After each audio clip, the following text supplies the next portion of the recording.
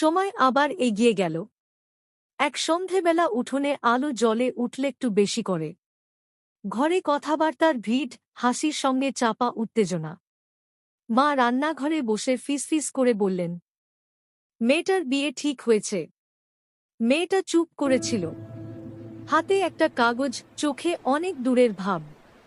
বৃষ্টিরাগ উঠোনের এক কোণে শুয়েছিল। এখন সে দৌড়াতে পারে না, উঠতে বসতেও সময় লাগে। তবু মেয়েটার গলার স্বর বদলাতে সে ঠিকই বুঝে নিল কিছু একটা বদল আসছে। পরদিন থেকে ঘরে নতুন প্রস্তুতির গন্ধ, শাড়ির রং, গয়নার বাক্স, ভবিষ্যতের কথা। মেয়েটা সব শুনে মাথা নাড়ে, হাসে।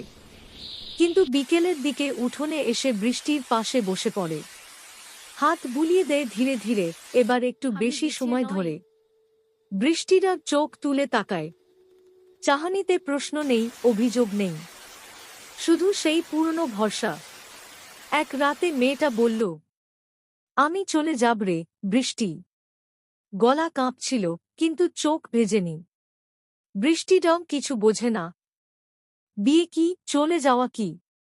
সে শুধু বোঝে এই মানুষটা কথা বলছে, তাই পাশে বসে থাকা দরকার। বিয়ের আগের দিন মেয়েটা নিজের ঘরে শেষবারের মতো ঘুমোল। বৃষ্টিরাগ দরজার কাছে শুয়ে রইল। সারা রাত নড়ল না, যেন পাহারা দিচ্ছে, যেমনটা ছোটবেলায় করত। সকালে মেয়েটা লাল শাড়িতে তৈরি, চারপাশে আলো, শব্দ, মানুষ। বৃষ্টিরাগ উঠতে গিয়ে পারল না, শরীরটা আর সায় দেয় না। মেয়েটা নিজেই এগিয়ে এল, মেঝেতে বসে পড়ে। বৃষ্টিরাগ মাথায় হাত রাখল, চোখে চোখ পড়ল। লেজ নাড়ার শক্তি নেই। তবু বৃষ্টিরাগ চোখটা ধীরে মেলে রাখল, যেন বলে, আমি এখানেই আছি।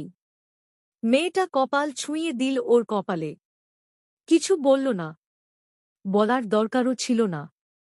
বাড়ি ছাড়ার সময় মা পেছনে তাকিয়ে দেখলেন, বৃষ্টিরাগ উঠোনে শুয়ে আছে, নড়ছে না, তবু চোখটা দরজার দিকেই। তিনি বুঝলেন, কিছু বিদায় শব্দে হয় না, কিছু ভালোবাসা শুধু দেখে।